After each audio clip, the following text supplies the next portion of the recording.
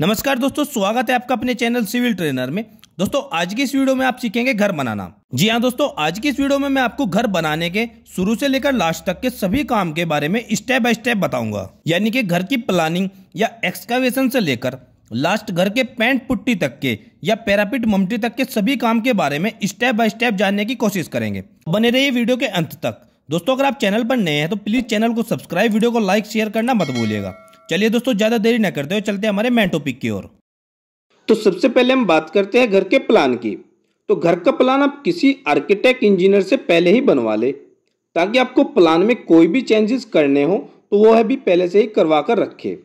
मतलब आप अपने हिसाब से रिवीजन करा ले और जब आपका सेटिस्फेक्शन हो जाए तभी आप घर का कंस्ट्रक्शन स्टार्ट करें। और प्लान के साथ ही आप अपने खिड़की और दरवाजों की ड्राइंग या स्ट्रक्चरल ड्राइंग वगैरह भी पहले से ही ले लें। अब नेक्स्ट स्टेप आता है लेआउट। जी हाँ दोस्तों, लेआउट आपको वही इंजीनियर करता है जिससे आपने ड्राइंग या फिर घर का प्लान बनवाया हो। दोस्तों मैं हमेशा बोलता हूँ कि आपका 20 से 25 हज़ार रुपये तो खर्च होता ही है। इसका फ़ायदा यह होगा कि एक तो आपकी सिरदर्दी नहीं रहेगी, और अगर आप ठेकेदार के भरोसे सब कुछ छोड़ देंगे तो बाद में आपको पता चलता है ठेकेदार की गलतियों के बारे में।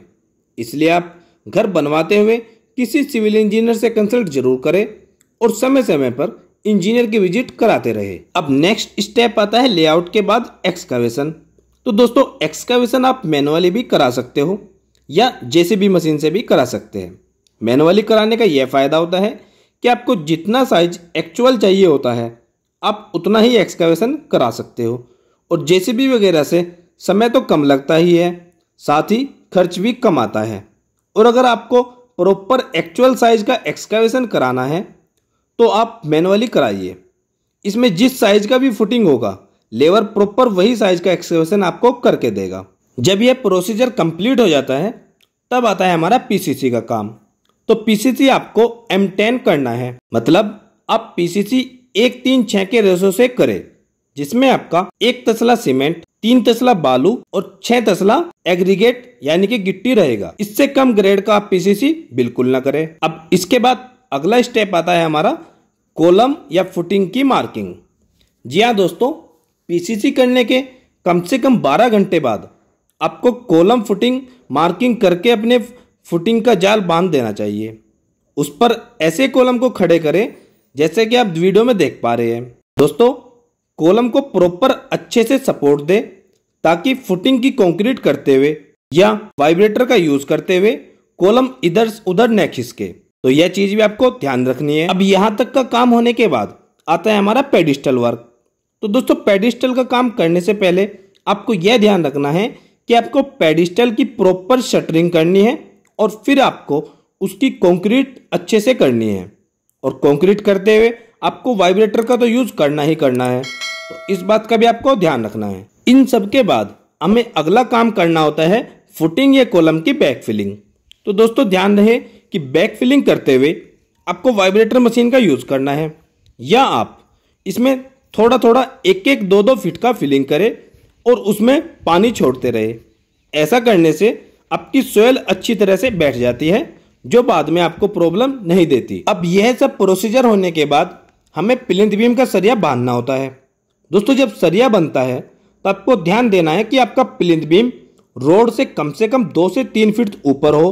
दूसरा, प्रॉपर तरीके से प्लिंथ बीम का सरिया बंधे, वह भी ड्राइंग के अकॉर्डिंग। दोस्तों बेहतर होगा कि आप अपने सिविल इंजीनियर से चेक करा ले, उसके बाद ही प्लिंथ बीम की कास्टिंग करें। और प्लिंथ बीम कास्टिंग यानी कि ढलाई करते हुए यह जरूर ध्यान रखें कि आपको प्रॉपर वाइब्रेटर का यूज करना है, और कास्टिंग के ढलाई के नेक्स्ट डे आपको अच्छी तरह से उसकी क्यूरिंग करती रहने हैं, वह भी कम से कम 10 दिनों तक। अब दोस्तों इसके बाद जो हमारा अगला काम होता है वह होता है डीपीसी को प्रोवाइड करना। जैसे कि आप नाम से ही समझ पा रहे हो, डीपीसी यानी कि डैम प्रूफ कोर्स। दोस्तों जिस घर में डीपीसी दी जाती है वहां पर सीलन आने के बहुत कम चांसेस होते हैं। जैसे कि आप वीडियो में देख पा रहे हैं, कुछ ऐसे आपकी दीवारें खराब होने से बचेगी, आपका पेंट प्लास्टर सुरक्षित बना रहेगा। अब दोस्तों बहुत लोगों का यह क्वेश्चन रहता है कि डीपीसी किस लेवल पर दे। तो दोस्तों आपको हमेशा डीपीसी अपने फिनिशिंग फ्लोर लेवल से ठीक 1 या 2 इंच ऊपर देनी चाहिए। दोस्तों डीपीसी आप कंक्रीट की बनाकर डाल सकते हैं और फिर उसके ऊपर वाटरप्रूफिंग केमिकल या फिर आप कोल तार बिटुमिन का एक कोट कर सकते हो, जैसे कि आप वीडियो में देख पा रहे हो। तो ऐसा करने से आपके घर में सीलन नहीं आएगी। इसके बाद आपको कॉलम की कास्टिंग करनी होती है। तो दोस्तों कॉलम को आपको लोहे के फर्मे से या फिर प्लाई बोर्ड के फर्मे से ही भरना है। ऐसा नहीं कि आप इधर उधर फट्टा वगैरह लगाकर भरे, वह बिल्कुल गलत है। कॉलम भरते समय आपको प्रॉपर वाइब्रेटर का यूज करना चाहिए और लास्ट में प्लम्बोव की सहायता से चेक कर लेना है कि कॉलम का वर्टिकल बिल्कुल सीधा हो। अब दोस्तों एक क्वेश्चन ये आता है कि पहले कॉलम भरे या फिर ब्रिक वर्क करे। दोस्तों आप दोनों काम कर सकते हो।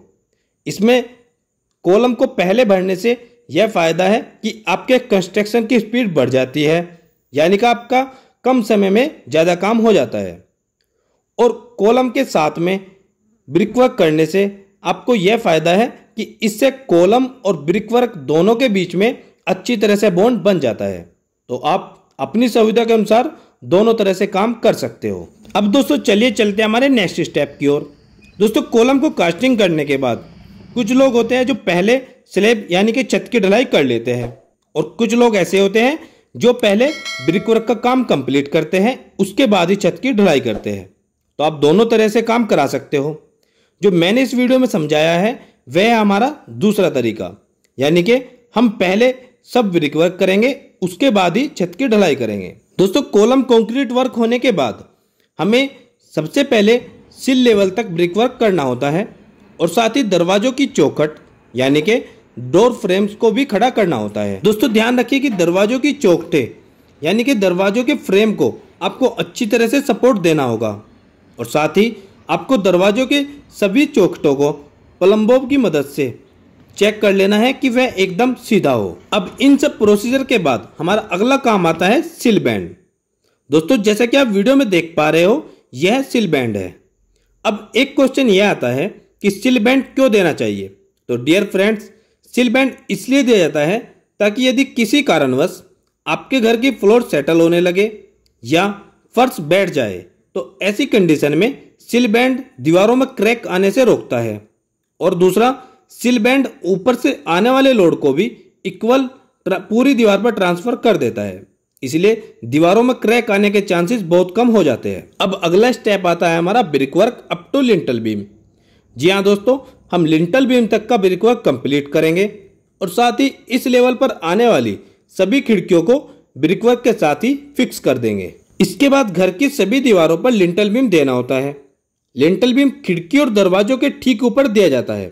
वैसे तो दोस्तों लिंटल बीम घर की सभी दीवारों पर देना चाहिए, लेकिन अगर आप लिंटल बीम सभी घर की दीवारों पर नहीं देना चाहते तो आप कम से कम खिड़की और दरवाजों के ऊपर एक छोर से दूसरे छोर तक लिंटल बीम जरूर प्रोवाइड करें। अब दोस्तों लिंटल बीम का काम कंप्लीट होने के बाद आपको फिर से ब्रिक वर्क करना होता है अपनी स्लैब लेवल तक।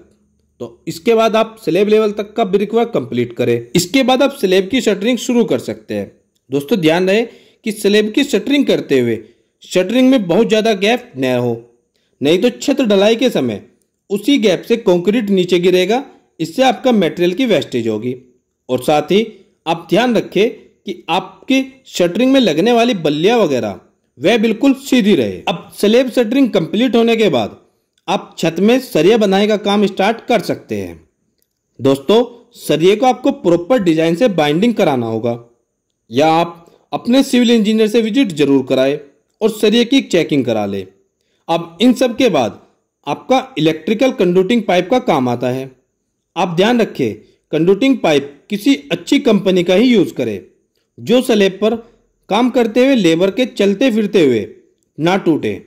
बाइंडिंग वायर से अच्छी तरह से पाइप को अच्छी तरह बांध भी ले, और लाइट बॉक्स, फैन बॉक्स सभी को साइड से टेपिंग कर दे ताकि इसमें कंक्रीट न घुसे।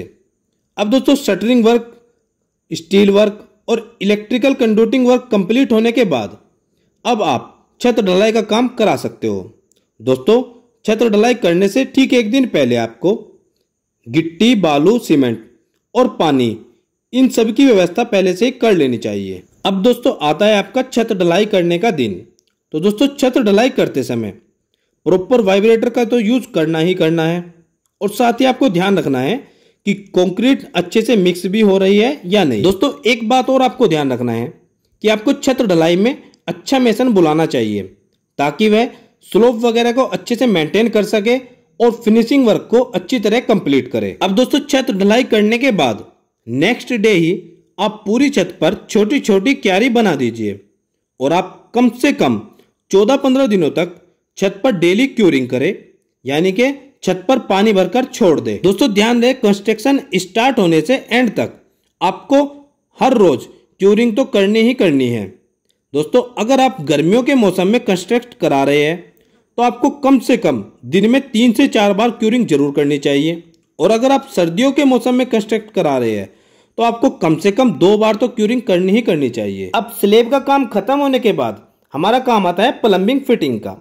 तो दोस्तों आपको प्लम्बिंग फिटिंग अच्छी तरह से करा लेनी चाहिए, चाहे इसमें आपकी बाथरूम हो, टॉयलेट हो या फिर आपकी किचन हो।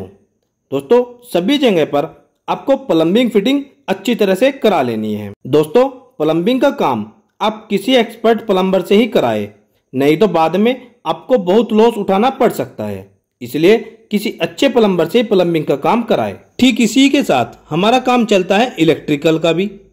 आप इलेक्ट्रिकल पाइप को दीवारों में फिक्स करा सकते हो और साथ ही दीवारों में लाइट बॉक्स वगैरह को भी फिक्स करा सकते हो। अब नेक्स्ट होता है हमारा घर में प्लास्टर का काम। तो घर में जहां जहां पर भी प्लास्टर करना होता है वहां सभी जगह पर प्लास्टर करने से 3 या 4 दिन पहले आपको सभी दीवारों को अच्छी तरह से क्यूरिंग करना चाहिए। अगर आप ऐसा नहीं करते हैं तो कुछ ही सालों में प्लास्टर झड़ने लगता है और वह झड़कर नीचे गिर जाता है। तो आपको इस बात का भी जरूर ध्यान रखना होगा। अब प्लास्टर का काम कंप्लीट होने के बाद आता है फ्लोरिंग या टाइल पत्थर का काम। मतलब अब आप अपने घर में टाइल पत्थर का काम चाहे तो करा सकते हैं। वह आप टॉयलेट बाथरूम में या आपके बेडरूम में, किचन में, स्टेयर्स में, आप सभी जगह पर टाइल पत्थर्स वगैरह का काम करा सकते हो। इसके बाद नेक्स्ट स्टेप आता है आपका खिड़की दरवाजों का काम या स्टेयर्स रेलिंग का काम या फिर पैराफिट वगैरह की रेलिंग का काम। इन सभी कामों के बाद अब हमारा अगला स्टेप होता है घर का फर्नीचर का। जी हाँ दोस्तों, अब आप अपने घर का फर्नीचर का काम स्टार्ट करा सकते हो। इसमें आपके खिड़की दरवाजे, बेड, सोफा, अलमारी वगैरह सब कुछ फर्नीचर में आ जाता है, तो इसके बाद आप फर्नीचर का काम करा सकते हैं। अब नेक्स्ट स्टेप आता है हमारा ममटी। तो दोस्तों इन सभी कामों के बाद आप ममटी का काम करा सकते हो। दोस्तों ध्यान रखें कि ममटी की छत की ढलाई करते हुए आपको ममटी की छत की थिकनेस यानी कि मोटाई 5 इंच से कम नहीं रखनी है, नहीं तो यह बाद में लीकेज का कारण बन सकता है। इसके बाद दोस्तों आप पैरापिट वॉल की ब्रिक वर्क करा सकते हो और फिर आप ममटी की डिसेंटरिंग करने के बाद ममटी और पैरापिट पर फाइनल प्लास्टर करें। अब नेक्स्ट स्टेप आता है आपका स्टेयरकेस में जो भी आपको पत्थर लगाना है, लाइक ग्रेनाइट, मार्बल या फिर आपको कोटा स्टोन लगाना हो, तो आप इन सभी कामों को करा सकते हो। इन सभी कामों के बाद अब हमारा नेक्स्ट स्टेप आता है छत के ऊपर वाटर प्रूफिंग कराना। दोस्तों वाटर प्रूफिंग कई तरह की होती है, पर मैं आपको सजेस्ट करूंगा कि आप ब्रिक बैट को वाटर प्रूफिंग कराएं, क्योंकि यह बहुत ज्यादा इफेक्टिव होता है। अगर आप ब्रिक बैट को वाटर प्रूफिंग और सभी तरह के वाटर प्रूफिंग के बारे में डिटेल से जानना चाहते हैं तो इन वीडियोस के लिंक ऑलरेडी मैंने डिस्क्रिप्शन में दे दिया है, आप जाकर इन वीडियोस को भी देख सकते हो। अब नेक्स्ट और लास्ट स्टेप है हमारा पेंट या पुट्टी। दोस्तों पेंट या पुट्टी का काम कराने से पहले घर की अच्छे से सफाई कर ले। घर की सफाई हमें पहले से ही कर लेनी चाहिए, नहीं तो धूल मिट्टी के बारीक बारीक कण आपके पेंट या पुट्टी पर बैठ जाएंगे, जिससे आपका पेंट या पुट्टी कुछ ही दिनों में खराब दिखने लगेगा। इससे आपका समय और पैसा बर्बाद होगा। इसलिए दोस्तों आपको पेंट या पुट्टी करने से पहले घर की सफाई कर लेनी चाहिए, उसके बाद ही आप पेंट या पुट्टी का काम कराएं। दोस्तों ध्यान रखें कि पेंट या पुट्टी आप किसी अच्छी कंपनी का ही कराएं, क्योंकि अच्छी कंपनी का पेंट या पुट्टी लॉन्ग टाइम ड्यूरेबल होता है, यानी कि लंबे समय तक चलता है और अच्छा भी दिखाई देता है। इसलिए आप थोड़े पैसा बचाने के चक्कर में पेंट या पुट्टी किसी लोकल कंपनी का न लगाए, आप अच्छी कंपनी का ही पेंट या पुट्टी प्रयोग में लाए। तो दोस्तों इस तरह से आप अपने घर को शुरू से लेकर आखिरी तक के स्टेप बाय स्टेप बना सकते हो। आई होप दोस्तों मेरी आज की यह वीडियो आपके जरूर काम आएगी। अगर आपको दोस्तों वीडियो अच्छी लगी तो प्लीज वीडियो को लाइक, चैनल को सब्सक्राइब और मेरी आने वाली और भी अच्छी वीडियो की नोटिफिकेशन के लिए बेल आइकन को प्रेस करना मत भूलिएगा। चलिए दोस्तों मिलते हैं एक और नई वीडियो में, एक और नए वीडियो लेक्चर के साथ। तब तक दोस्तों आप सबको मेरा नमस्कार।